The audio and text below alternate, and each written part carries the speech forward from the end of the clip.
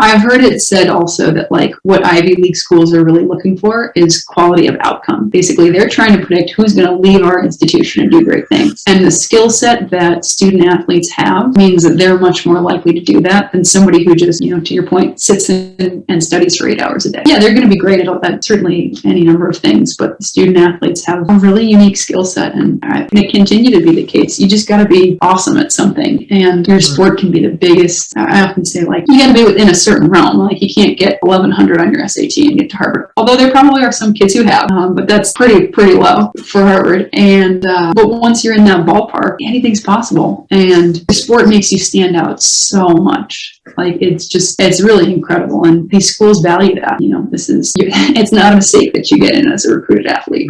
You have to be an exceptional athlete for sure. You have to be one of the top, 2 to 5 to 8, depending on the sport and how many players they bring in. Like, it's tough, but it really does make a difference in the admissions process. And I think this is where I've taken a quote from you, Jacob, which is like, every school has their own way of doing things, and every school thinks that their way is the best. That's true for coaches, right? Like, what they look for, what the precise qualities are that they look for in their student athletes, it's all a little bit different. And so I think, as you're communicating with coaches, like, you break through, you have a phone call, you exchange a couple of emails. It's like, okay, what do you need to see? Right? What are the things that you look for in the recruiting process, and how do I measure up to that right now? And the more you can ask those types of questions, like, you get good feedback, but also that is exactly the type of student athlete, the person who's saying, I look for opportunities to be coached, that a coach wants on their team. So you can set yourself up really well. It's just through the questions that you're asking and the way that you are going through this process.